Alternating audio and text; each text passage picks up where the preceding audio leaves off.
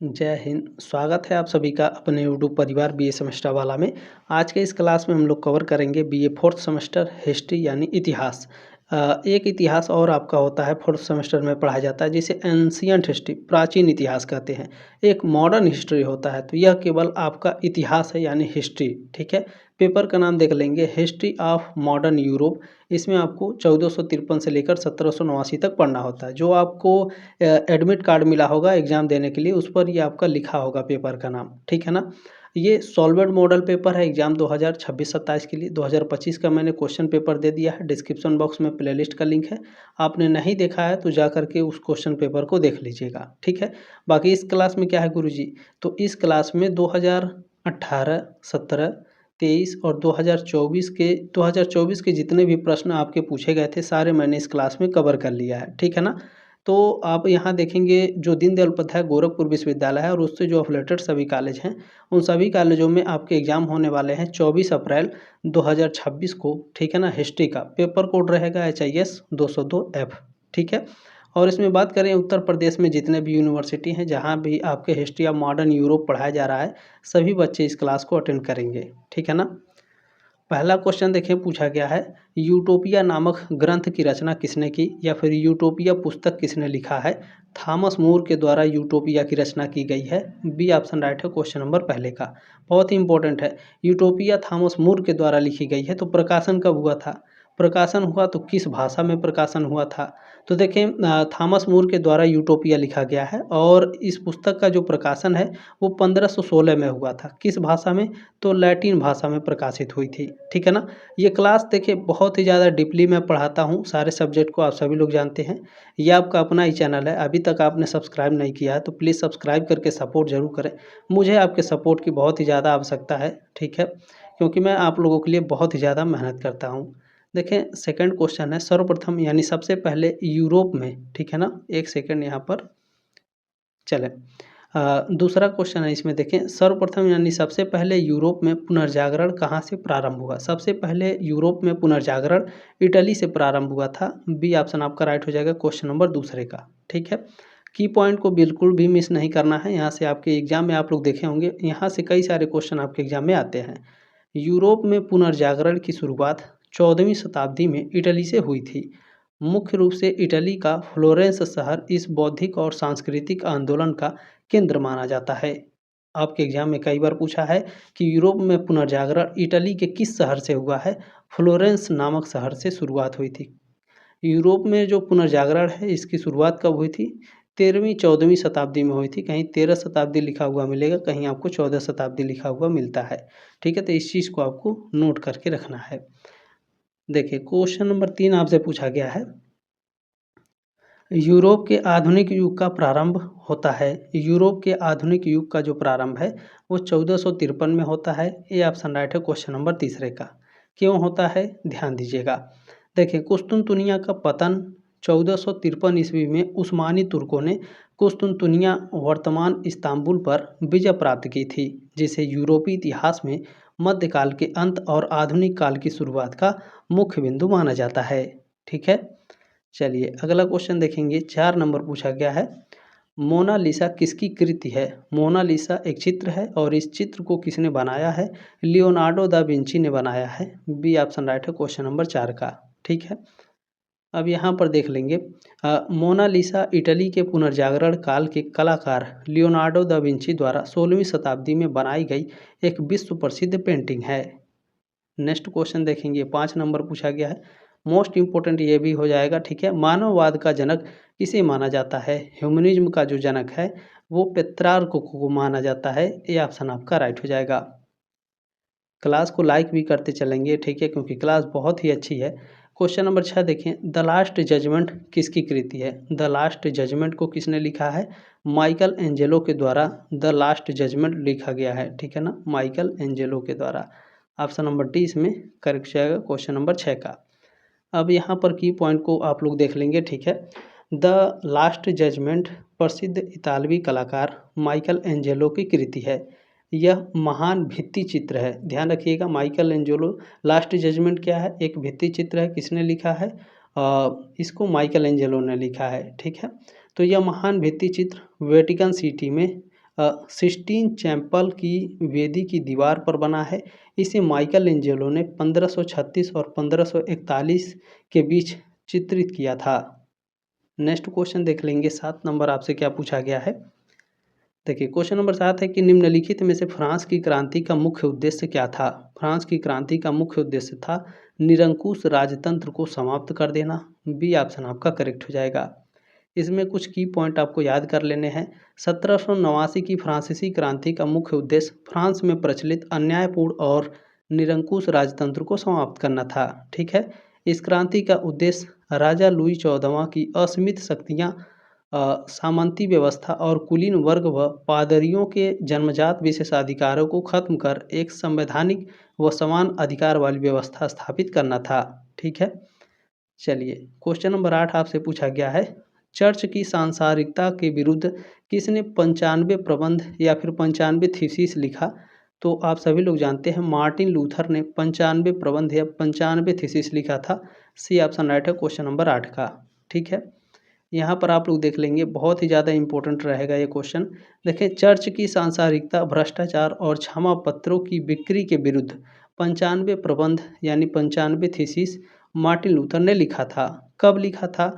31 अक्टूबर 1517 को उन्होंने इसे जर्मनी के विटेनबर्ग के चर्च के दरवाजे पर लगाया था। ये आपके एग्जाम में पूछता है। जो मार्टिन लूथर थे, जो 95 थीसिस लिखे थे, इन्होंने कहाँ पर लगाया था इसे? तो जर्मनी के विटेनबर्ग में लगाया था। कब? 31 अक्टूबर 1517 को। इसका उद्देश्य क्या था पूछता है आपके एग्जाम में। तो उद्देश्य याद रखिएगा, ये प्रबंध कैथोलिक चर्च की गलत प्रथाओं, विशेषकर पापों की माफ़ी के बदले पैसे लेने, ठीक है ना, के खिलाफ अकादमिक बहस के लिए लिखे गए थे। इसका परिणाम भी पूछता है। इसका परिणाम क्या होता है? तो इस घटना ने प्रोटेस्टेंट सुधार आंदोलन की शुरुआत की। ठीक है ना, चलिए अगला क्वेश्चन है 9 नंबर। मार्टिन लूथर का जन्म किस वर्ष में हुआ? मार्टिन लूथर का जन्म हुआ था 1483 ईस्वी में। सी ऑप्शन आपका करेक्ट हो जाएगा क्वेश्चन नंबर 9 का। अब यहाँ पर की पॉइंट भी आप लोग पढ़ लेंगे। मार्टिन लूथर जो जर्मन धर्मशास्त्री और प्रोटेस्टेंट सुधार आंदोलन के जनक थे, इनका जन्म 10 नवंबर 1483 को जर्मनी के आइसलेबेन में हुआ था। ठीक है ना। अच्छा, ये आपके एग्जाम में पूछ लेगा तो याद रख लीजिएगा, मार्टिन लूथर का जन्म जर्मनी के किस शहर में हुआ था? तो जर्मनी के आइसलेबेन में हुआ था। ये चीज़ आपको याद रखना है। ठीक है, चलिए 10 नंबर क्वेश्चन है, ट्रेंट की सभा कब बुलाई गई? ट्रेंट की सभा, देखिए मैं की पॉइंट पढ़िएगा तब आपके डाउट क्लियर हो जाएंगे। ठीक है, की पॉइंट पहले मैं आपको बता दूं। देखें, जो ट्रेंट सभा है इसकी शुरुआत 1545 ईस्वी में पोप पाल तृतीय द्वारा बुलाई गई थी। ट्रेंट की सभा पूछता है किसके द्वारा बुलाई गई थी? पोप पाल तृतीय के द्वारा बुलाई गई थी। कब? 1545 में। 1545 याद रखेंगे। समापन कब हुआ था? शुरुआत हुई थी अगर, तो समापन भी हुआ होगा, बिल्कुल। इसका अंतिम शस्त्र जो है 1563 में समाप्त होता है। तो इसका उद्देश्य क्या था सर? तो इस कैथोलिक चर्च के भीतर सुधार करने और प्रोटेस्टेंट धर्म सुधार की चुनौतियों का सामना करने के लिए आयोजित की गई थी। ठीक है, अच्छा इतना याद हो गया आपको। 1545 में शुरुआत हुई थी और 1563 में समाप्त हुई थी।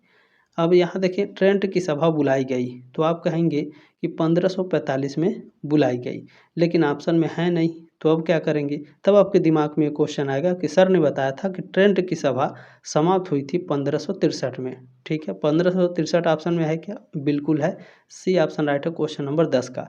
देखें, जो टाइपिंग होती है ना एग्जाम में, वो कभी कभी इसी तरीके से गलती हो जाती है, लेकिन अगर आप लोग डीपली पढ़े रहेंगे तो आपको कहीं भी किसी भी क्वेश्चन में दिक्कत नहीं होगी। ठीक है, चलिए क्वेश्चन नंबर 11 क्या है? इस वाले क्वेश्चन में बहुत ही बच्चे कंफ्यूज होते हैं हर साल। अगर ये क्वेश्चन पूछ लेता है तो ध्यान रखिएगा। इसमें भी पहले मैं आपको की पॉइंट पढ़ा देता हूँ, तब आपको ये क्वेश्चन समझ में आएगा। ठीक है ना। सबसे लास्ट वाला पहले मैं पढ़ाऊँगा। देखें, टाइल, ठीक है, शुरू से पढ़ाते हैं। देखिए, टाइथ जो है फ्रांस में चर्च द्वारा किसानों से वसूला जाने वाला एक प्रकार का धार्मिक कर था। याद रखिएगा, टाइथ की बात कर रहा है, टाइथ। ठीक है ना।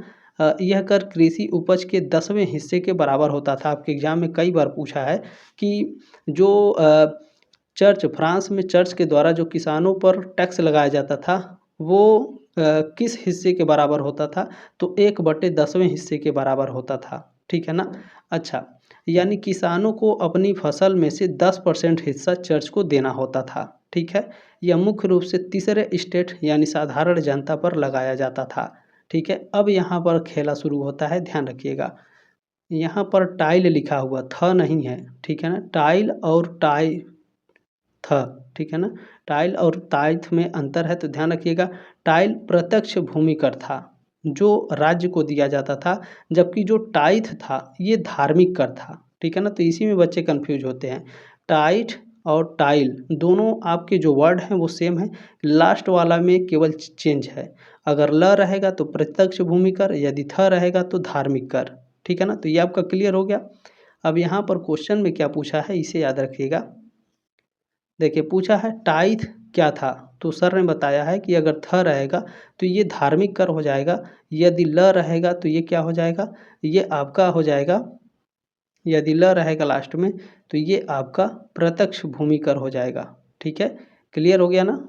चलिए 12 नंबर क्वेश्चन पूछा गया है, रोमन कैथोलिक चर्च द्वारा लिया जाने वाला कर था। रोमन कैथोलिक, ठीक है ना, रोमन कैथोलिक चर्च द्वारा लिया जाने वाला कर यानी जो टैक्स था वो दशमांश था। ये ऑप्शन आपका राइट हो जाएगा क्वेश्चन नंबर 12 का। ठीक है, चलिए अगला क्वेश्चन देखेंगे। 13 नंबर पूछा गया है, थॉमस मूर द्वारा लिखी पुस्तक का क्या नाम है। थॉमस मूर ने यूटोपिया पुस्तक को लिखा है। ऑप्शन नंबर इसमें डी करेक्ट हो जाएगा क्वेश्चन नंबर 13 का। द प्रिंस, डेकामरान, डिवाइन कॉमेडी, इन पुस्तकों को किसने लिखा है, तो आपको याद रखना है। देखें यूटोपिया थॉमस मोर ने इसे 1516 में लिखा था। इस पुस्तक में उन्होंने एक काल्पनिक द्वीप का वर्णन किया है जहाँ की राजनीति और सामाजिक व्यवस्था पूरी तरह आदर्श है। द प्रिंस पुस्तक पूछता है किसने लिखा है। यह प्रसिद्ध पुस्तक था। द प्रिंस पुस्तक मैकियावेली के द्वारा लिखी गई है, जिसे राजनीति विज्ञान का एक प्रमुख ग्रंथ माना जाता है। ठीक है, जो आपके ऑप्शन में बी वाला था डेकामरान, तो यह जियोवानी बोकासियो की कहानियों का संग्रह है। ठीक है, जो पुनर्जागरण काल की एक महत्वपूर्ण रचना मानी जाती है। डिवाइन कॉमेडी किसके द्वारा लिखा गया है, डिवाइन कॉमेडी दांते के द्वारा लिखा गया है। ठीक है, यह एक महाकाव्य है, याद रखिएगा। अगला क्वेश्चन है 14 नंबर, निम्नलिखित में से कौन स्पेन का शासक था।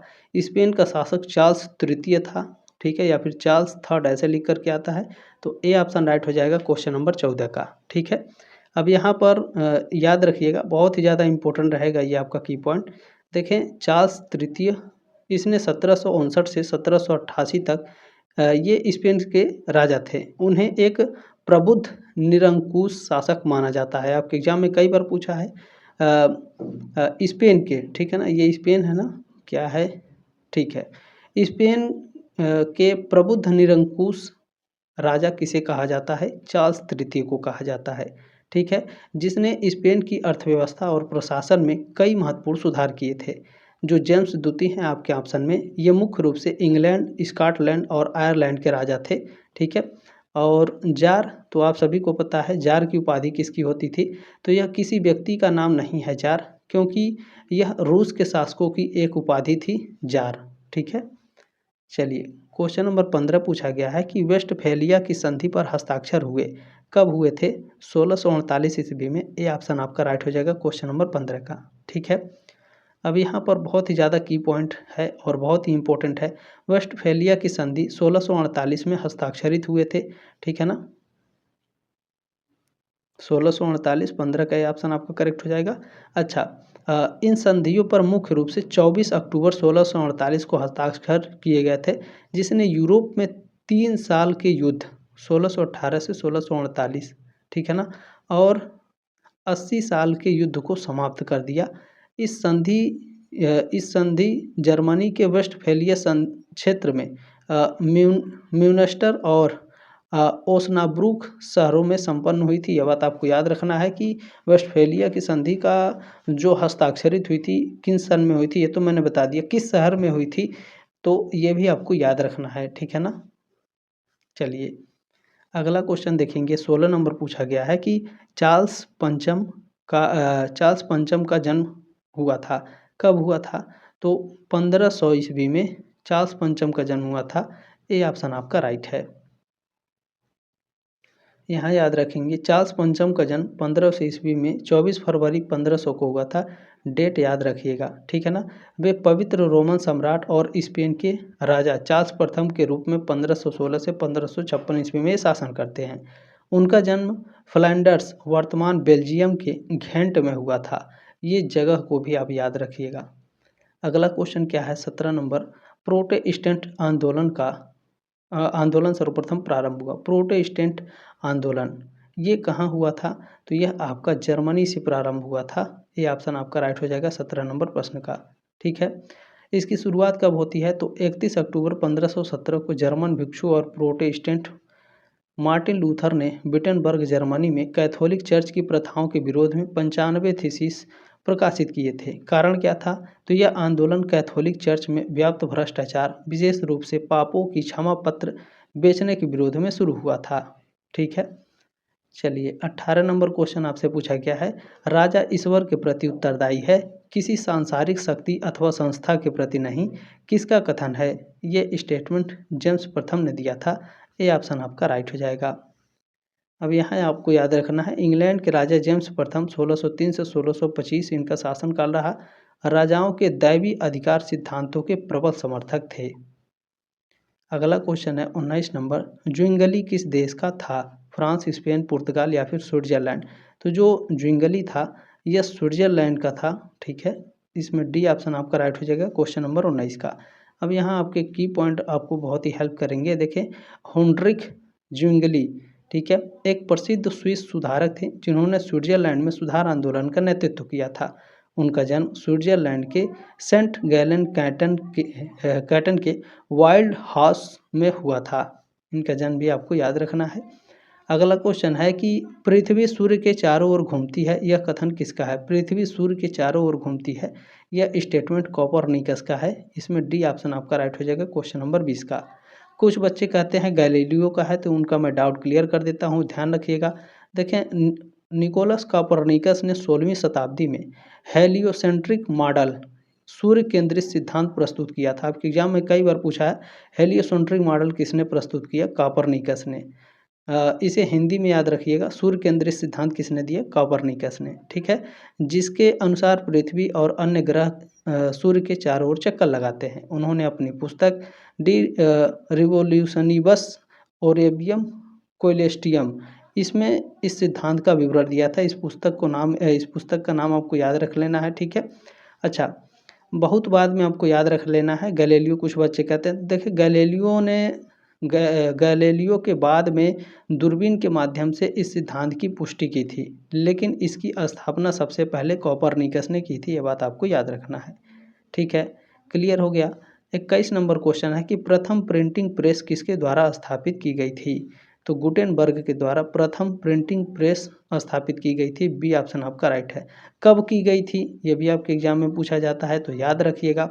जर्मनी के जोहान्स गुटेनबर्ग ने 1440 के दशक के आसपास पहली यांत्रिक मूवेबल टाइपिंग प्रिंटिंग प्रेस का आविष्कार किया था। उन्होंने अपनी पहली पुस्तक प्रसिद्ध गुटेनबर्ग बाइबल छापी और इसी से छापी थी।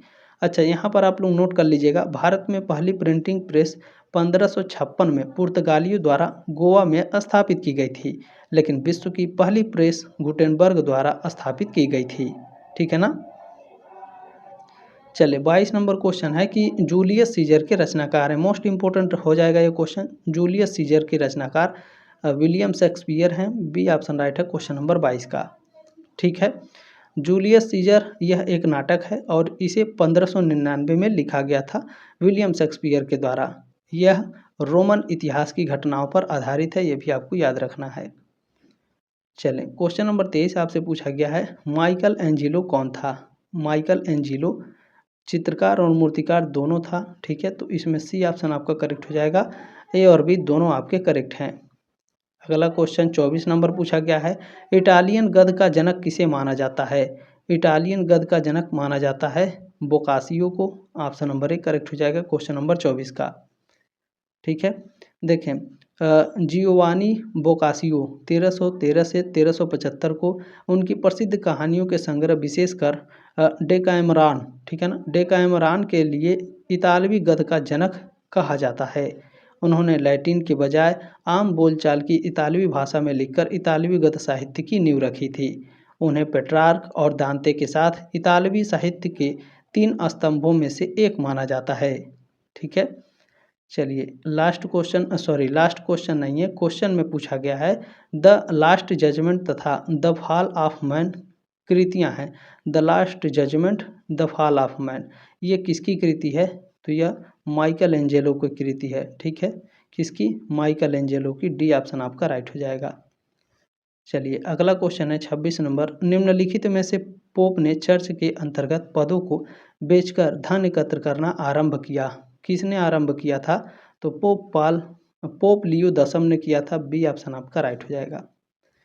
अगला क्वेश्चन देखेंगे 27 नंबर है। प्रथम स्टेट क्या था? पादरी वर्ग, कुलीन वर्ग, मध्यम वर्ग या कृषक वर्ग?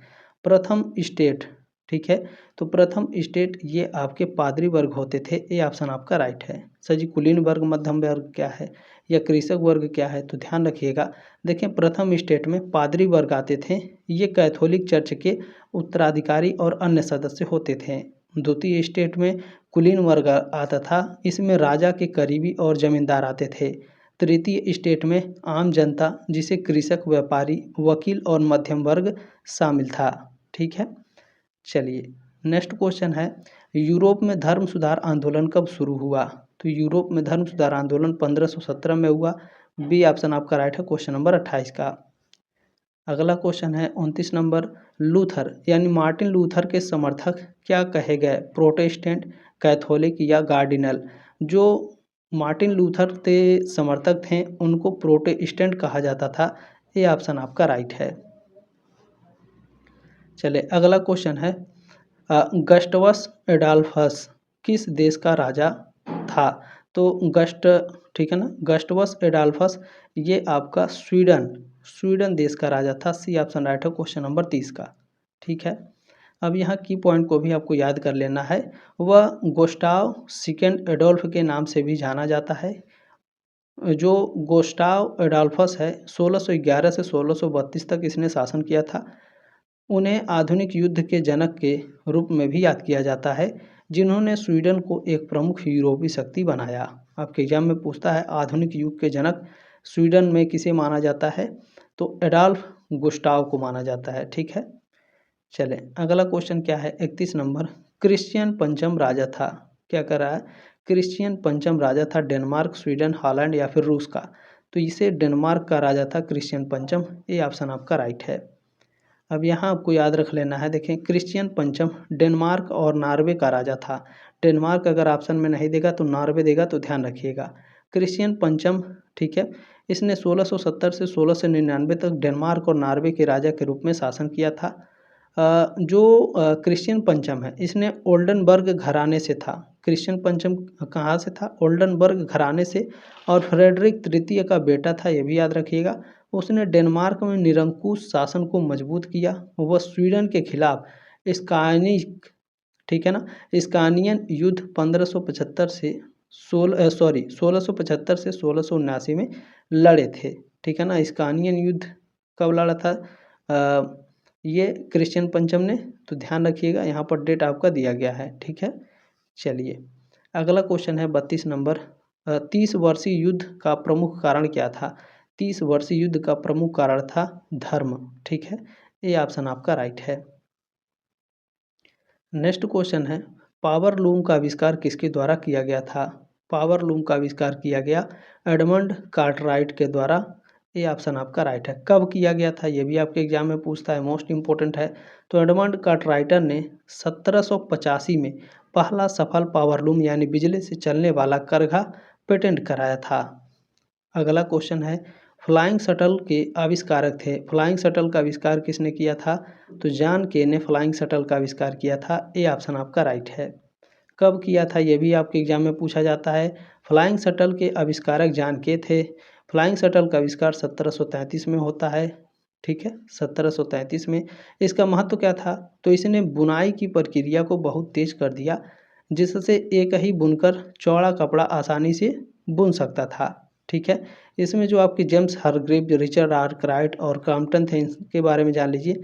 जेम्स हरग्रीव्स इन्होंने स्पिनिंग जेनी का आविष्कार किया था। रिचर्ड आर्कराइट, इन्होंने वाटर फ्रेम का आविष्कार किया था। क्रॉम्पटन, इन्होंने स्पिनिंग म्यूल का आविष्कार किया था। पूछता है आपके एग्जाम में, ये हल्के में मत लीजिएगा, ठीक है ना, जितने भी मैं बता रहा हूँ ये बात आपको याद रखना है। नेक्स्ट क्वेश्चन है, वाटर फ्रेम का आविष्कार किसने किया था? वाटर फ्रेम का आविष्कार जेम्स हरग्रीव्स ने किया था। सॉरी, अभी ऊपर मैंने आपको पढ़ाया कि वाटर फ्रेम का आविष्कार रिचर्ड आर्कराइट ने किया था। सी ऑप्शन आपका राइट है क्वेश्चन नंबर 35 का, ठीक है। यहाँ पर अभी मैंने आपको पढ़ाया, ठीक है, वाटर फ्रेम का आविष्कार रिचर्ड आर्कराइट ने किया था। क्लियर हो गया? 35 का सी ऑप्शन आपका करेक्ट है। इसमें याद रखिएगा, रिचर्ड आर्कराइट ने 1769 में वाटर फ्रेम का पेटेंट कराया था। अगला क्वेश्चन है, स्पिनिंग जेनी का आविष्कार किसने किया? तो जेम्स हरग्रीव्स ने स्पिनिंग जेनी का आविष्कार किया। ए ऑप्शन आपका राइट हो जाएगा। कब किया था ये भी आपके एग्जाम में पूछता है। तो जेम्स हरग्रीव्स ने 1764 में स्पिनिंग जेनी का आविष्कार किया था। यह एक बहुधुरी कताई मशीन थी जिसने कपड़ा उद्योग में क्रांति ला दी और एक ही समय में कई धागे काटना संभव बना दिया। अगला क्वेश्चन है 37, दिशा सूचक या दिग्दर्शक का निर्माण या फिर आविष्कार हुआ किस शताब्दी में? 13वीं शताब्दी में। बी ऑप्शन आपका राइट है।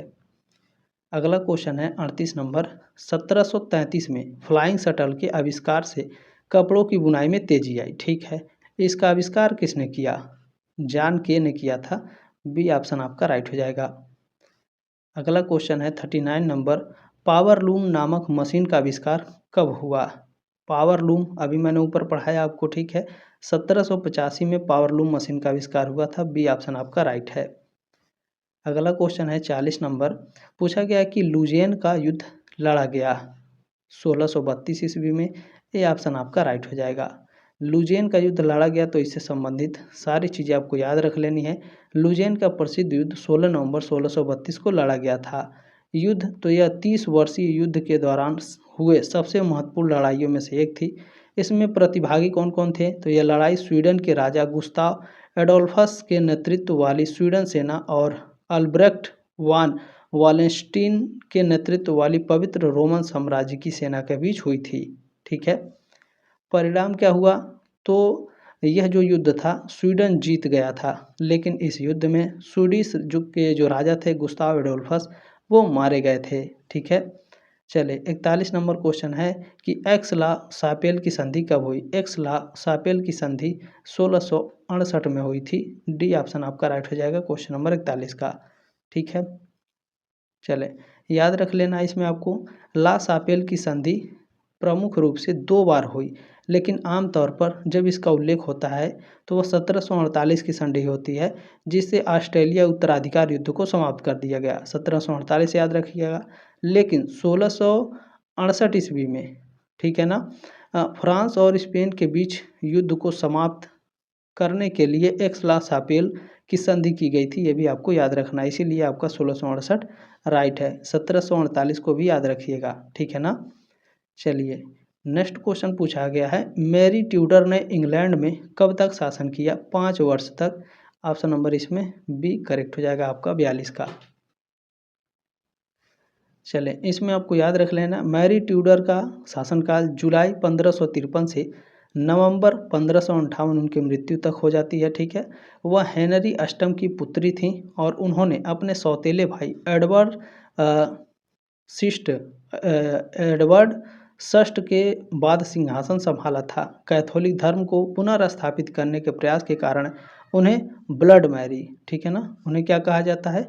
ब्लडी मैरी के नाम से जाना जाता है, कैथोलिक धर्म को पुनर्स्थापित करने के प्रयास के कारण, ठीक है।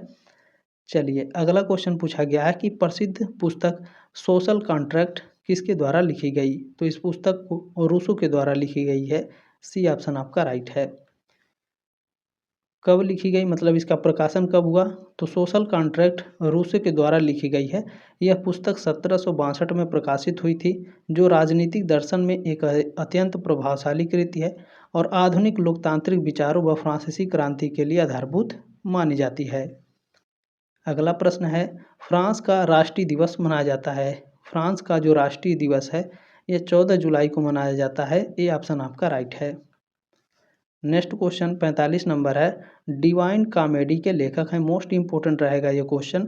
दांते के द्वारा डिवाइन कॉमेडी लिखी गई है, बी ऑप्शन आपका राइट है। नेक्स्ट क्वेश्चन पूछा गया है, शक्ति पृथक्करण का विचार दिया या फिर शक्ति पृथक्करण का सिद्धांत किसने दिया है? मॉन्टेस्क्यू ने दिया है, इसमें सी ऑप्शन आपका राइट है। ठीक है, देखें फ्रांसीसी दार्शनिक मॉन्टेस्क्यू बैरन डी मॉन्टेस्क्यू ने अपनी प्रसिद्ध पुस्तक द स्पिरिट ऑफ लॉज में इस सिद्धांत का प्रतिपादन किया था। आपके एग्जाम में पूछता है और ये कई बार पूछ चुका है। शक्ति पृथक्करण का सिद्धांत मॉन्टेस्क्यू ने अपनी किस प्रसिद्ध पुस्तक में दी थी? द स्पिरिट ऑफ लॉज में। ठीक है ना। चलिए अगला प्रश्न है, मनुष्य स्वतंत्र पैदा होता है किंतु वह हर समय जंजीरों में जकड़ा हुआ रहता है, यह कथन किसका है?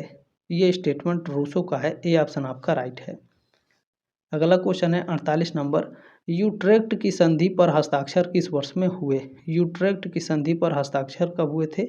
तो 1713 में। ठीक है, सी ऑप्शन राइट हो जाएगा क्वेश्चन नंबर 48 का।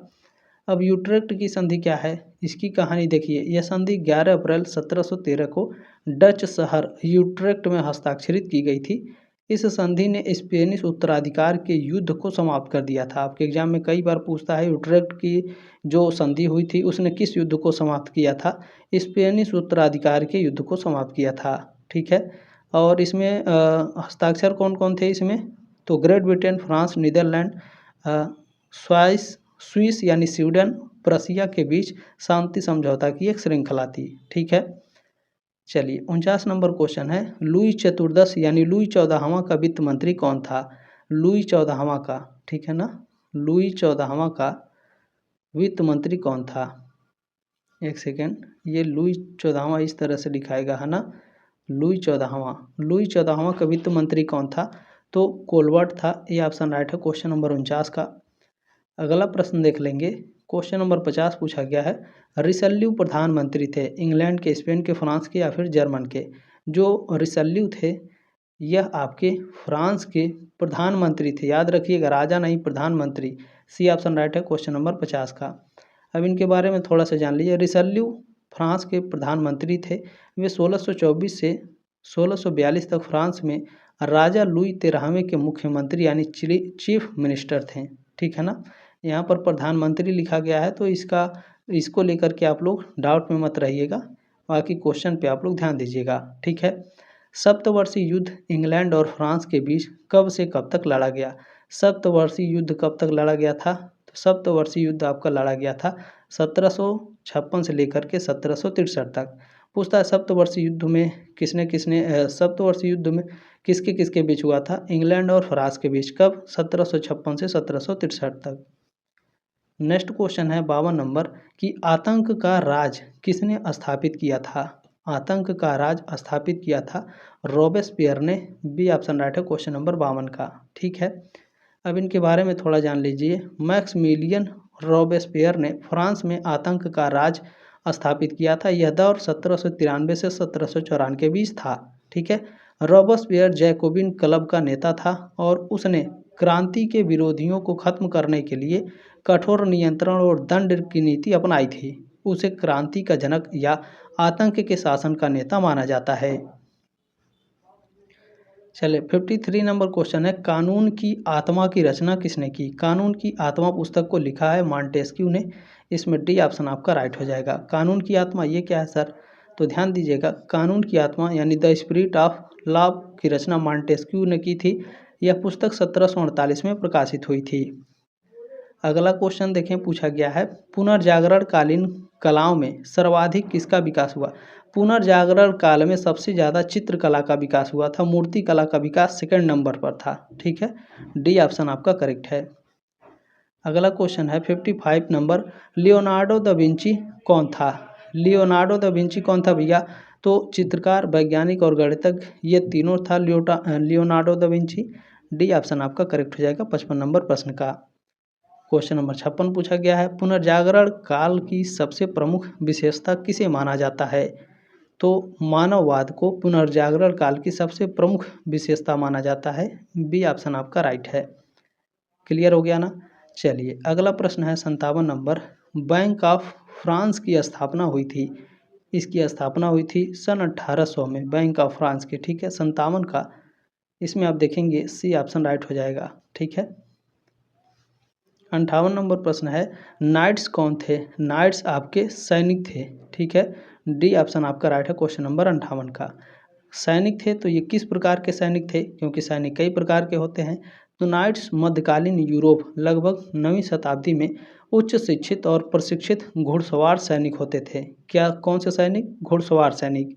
वे आमतौर पर किसी राजा या शक्तिशाली सामंत के लिए युद्ध लड़ते थे। उन्हें उनकी सैन्य सेवाओं के बदले में जमीन का एक टुकड़ा दिया जाता था, जिसे फीप या मिल्कियत कहा जाता था। उन्हें कुलीन योद्धा या अंगरक्षक के रूप में भी जाना जाता है, ठीक है।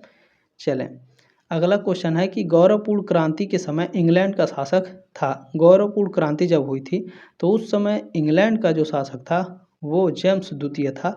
ऑप्शन नंबर 1 करेक्ट है क्वेश्चन नंबर 59 का। आपने जो प्यार और सपोर्ट दिया है इसके लिए आप सभी का तहे दिल से धन्यवाद। अभी तक आपने सब्सक्राइब नहीं किया है तो प्लीज़ सपोर्ट जरूर करें। बीए सेमेस्टर वाला ये आपका अपना ही चैनल है। पर्सनली डीडीयू वालों के लिए सबसे ज़्यादा मेहनत कोई करता है पूरे यूट्यूब पर तो वो आपका बीए सेमेस्टर वाला ही करता है, ठीक है।